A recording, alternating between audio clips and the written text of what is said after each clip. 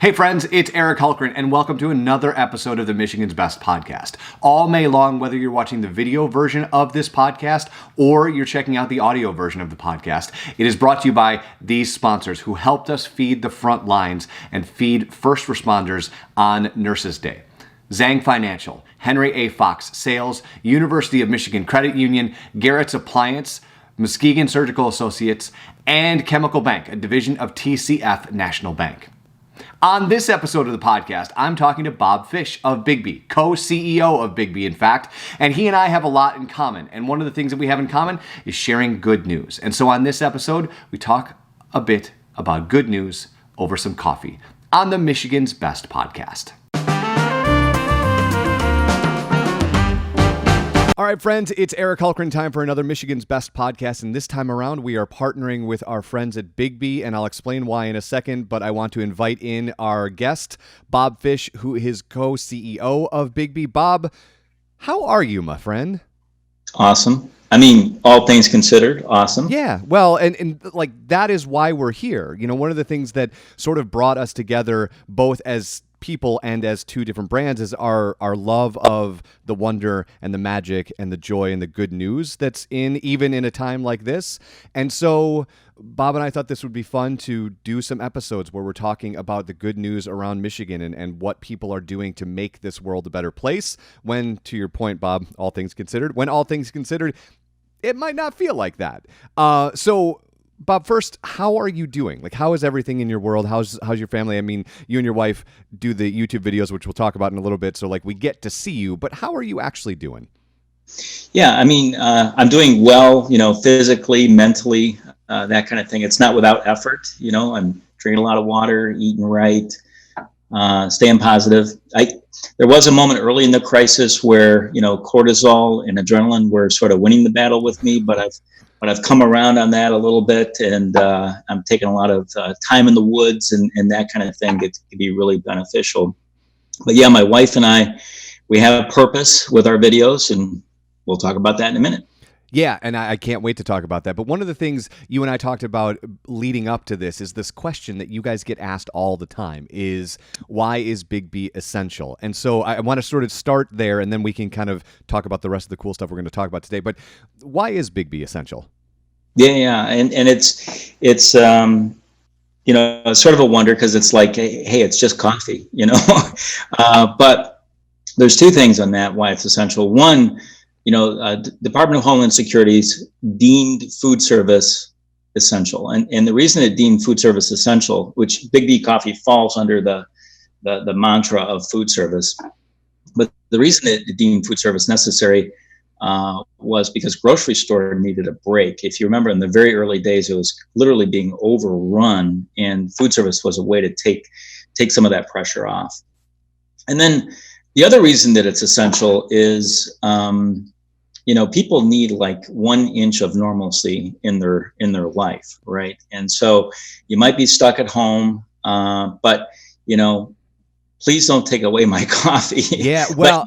To have the opportunity to go out and see some other human being, we are social beings. The opportunity to get out and see some other human being is important. And I don't think that can be understated, because my wife and I talk about that all the time, is that our ability to go do that almost centers you a little bit, right? Because we're missing, you and I have talked about this, but we're missing the habit of commutes. We're not going anywhere. And so our workday just starts when we get up and decide to put on or not put on pants. And then it really doesn't, and then it really doesn't end. And so the ability to go out and have that break in the day, I don't know that can be understated. And which leads me to another question, because you said it so nonchalantly, and I haven't had a chance to ask any business leaders this question, and I've wanted to very much. What is it like having to now respond to Homeland Security? Like, what, as a co-CEO, what is this like navigating through? And then we'll talk about what you guys are doing at the store level. But for you, what is it like navigating through this? Yeah. Well, what I would say is it's very fast paced. So, we would make change inside Biggby in quarters and years and so on. Right. And the pace of change with, whether we're just talking about legality or safety or security, and the number of sources that comes from, Department of Homeland Security, CDC, state health department, local health department, sometimes conflicting with each other. I mean, we've had to become experts. And then what I would say is our iterative process, it's moving so quickly. Now, what's that like? Frankly, I find that highly stimulating. Now, you can get a little too much of a good thing, like being highly stimulating or highly stimulated for too long might feel like you're coming off some weekend binge or something. Sure. Like that. Yeah. Right. Yeah. To be careful, but it's stimulating. And I've had the joy, the benefit, the ability to show up at your headquarters. So I get a sense of what the culture is a couple layers deeper than somebody who isn't trying to become a franchisee or works at that level. But you said something yesterday as we were prepping for today that I thought was really fascinating. And you said lots of people are trying to have to use, and I promised myself there are 3 words I wasn't going to use. This will be one I'll make an exception to for the sake of the question. Lots of brands have had to pivot to respond to this. And you said that because of the way in which your culture has been created, you haven't really had to do that. You've just had to double down on what you were already doing. Can you talk about the Biggby culture and how it relates to the coronavirus, and then what is happening inside these stores? Yeah. So, we're a purpose-driven company, which means we're interested in some larger purpose beyond profit, not instead of profit, but beyond profit. And, our purpose is to improve workplace culture in America, or rather that's our vision. Our purpose is to support people in building a life they love. And we believe if we support people in building a life they love, eventually we'll be able to change workplace culture in America. But, my partner, Mike McFall, and I are one of our big goals in life is to make the word love as ubiquitous as the word profit in business. And so Biggby's about love, and not the Subaru version, where we'll donate to your favorite charity. Nothing against Subaru, but it's a little bit more marketing than purpose. Sure. But yeah, in the COVID crisis, because built into the word love is things like gratitude, faith, strength, and we just get to turn the dial up on these things. People are highly receptive to that right now, but we are extraordinarily grateful. And, love is just such a positive message for everybody. Because there's a couple things, people's lives have been changed dramatically, and that's one thing they had to adjust to. But the other thing they have to adjust to is the idea that there's light at the end of the tunnel, but the tunnel's so long, we're not used to looking at the light at the end of the tunnel being so far away. Yeah. And so being able to lean on these things is really, really important. But I post every day on Facebook, and we communicate to our owner operators every day about the idea, if you love the world will love you back. And it's just been hitting us in droves. So we didn't have to pivot. We just got to float the balloons a little bit higher about what we're doing, and people are really receptive to that. So, Bob, can you go back a couple? You're celebrating 25 years, so go back a couple years. At what point, and maybe it was iterative, as you used earlier. At what point did you and Mike sort of move towards this, right? Because, I've had the pleasure of talking to you a couple of times, and you are like this all the time. You are just joy-filled and happy. This is not a facade. This is a thing you do, and I love that about you. But I wonder if you might be able to put some words around when you guys were like, okay, we're going to do this business, but we're really going to do this, right? Yeah, we were definitely a company that was without purpose all the way up to 2014. And so, I did a TEDx talk, Michael and I did a TEDx talk, Detroit, on this, just this last year. But, when we started off, we had the DNA of love inside the company. As a matter of fact, we used to say, our cultural values are be happy, have fun, make friends, love people, and drink coffee, which is like people, coffee. But we were more like the Subaru version, which was it just turned it into a branding message, right?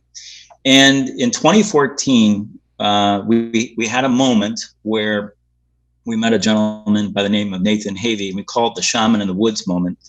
And Michael ended up camping with him, and he turned us on to this idea of conscious capitalism. And that's basically what we're talking about here. And so we're part of that conscious capitalism movement. And the movement is strong, sometimes not quite as strong in Michigan as other parts of the country, like the West Coast or, Sure. Colorado, parts of Texas, Austin, so on and so forth. But it's a really strong movement. And you would know companies that do stuff like this, like Tom's or Whole Foods and so on. They can be really big companies, Patagonia and so on. But being a purpose-driven company, I'll tell you, the thing that changes is, especially as a shareholder, is how exuberantly you jump out of bed and can't wait for, your 2 feet to land on the floor and get going. So, operating a business that was successful and adding a couple of zeros to our paycheck every year was nice, and I would never complain about that. But having purpose behind the company just changes your brain waves and your positivity to the world. Well, and I wonder, to go back a couple minutes, I wonder if that sort of muscle memory is what allowed you to kind of back off the cortisol in your brain and respond to this in a less anxiety-driven way, right? Because I would imagine getting up every day and going, I'm just going to love people through my business makes it easier to go, all right, so lots of variables have changed, but in that, how do I still love the people with my business? That's right. In business, in like old style business, generally it's maximize shareholder value. Okay. In a conscious company, you have to take a complete stakeholder format under consideration. So you're considering your customer, you're considering the community, you're considering employees, you're considering vendors, you're considering the environment, and so it's all internal and external stakeholders to the organization. And what you're always trying to do is create a win-win-win situation. And a win-win-win situation is a loving situation, right? So you're never making a decision that compromises one group over another. That's awesome. That's awesome. So I sort of teased earlier that you and your wife are doing this series that, I love the series. I love the way in which it's made. I love the sort of breaking of the fourth wall, the way in which you're creating it, right? And you had a tip in the French press episode that I took and went into immediately. But at what point did you guys go, okay, let's do this? Because again, I've got some sort of behind the scenes info on you that you are a person who loves coffee with a capital C, not just what you do. And you've got all of this knowledge. And so I'm wondering when you thought, okay, I've got all this knowledge. I love this thing. How about I do a YouTube channel? How's that sound for everybody? Well, I do love coffee and I love all the idiosyncrasies that go with it. And as a CEO, I really haven't had an opportunity to express that. Generally, I've expressed that through others and not myself. And so, when 60% of our customer base is now trapped at home, what I wanted to do was make it okay for people to make coffee at home. Now hopefully they'll use Biggby Coffee and so on and so forth. Right. So it's not without, it's not nefarious, but we do promote it doesn't come off as nefarious, just so you know. That's right. So, but the beauty of it is, people get to come directly into my home. This is, it's not stagecraft, it's not a set, and I'm teaching you straight from my kitchen how to make coffee at home, and with the in ways that maybe the average person wouldn't really know how to do. And it really fills my soul and my spirit because I've always loved talking about coffee, and so being able to talk from my house to your house, so to speak, was really a special opportunity for me. And my wife and I were interrupted on our mission. Our mission is to have 50% of Biggby Coffee be farm direct by 2023. And so we were traveling all over the world. So now we're homebound like everybody else. But we're not crying in our milk. We're figuring out other ways to reach out and touch people and make it real. It's very cool. And one of the things that I appreciate about it is the way in which you're doing it makes it less scary, right? Because if you walk into Williams Sonoma or a Biggby and you see a Chemex and you see you see all these drip coffees and French presses, and which French press, and this one's $700 and this one's $8 and I don't know the difference. What I love about it is just you can feel the joy and get your teaching sensibilities through it, and Yeah. I dig it very much. Well, I'll give you a little secret. To me, it was a cross between Julia Child and Mr. Rogers. That was like how I wanted it to be. And maybe that doesn't sound right, but what I wanted was it to be completely approachable and not fussy, right? And so hopefully we're achieving that. And to go to the Julia Child, like that was her secret sauce, and highly skilled, right? Mm-hmm. Not fussy, approachable, but super skilled. That's right. And I that's awesome, man. So the last thing I want to talk about today before we wrap up for episode 1 is I want you to tell me the Sam Bernstein story, because you guys have this partnership that in design thinking, and I know you know this, but the audience might not. There's this terminology called brute thinking, where you take two things that don't belong together, you shove them together, and magic happens. And so a family of lawyers and a coffee come together and create this thing, and I'm hoping you could kind of explain what happened there. Yeah. So, I mean, what's happening is that Biggby Coffee is giving away coffee every day to hospital workers and first responders, right? So every day we've been giving coffee away to those essential workers, and what we would say is they are the frontline essential workers.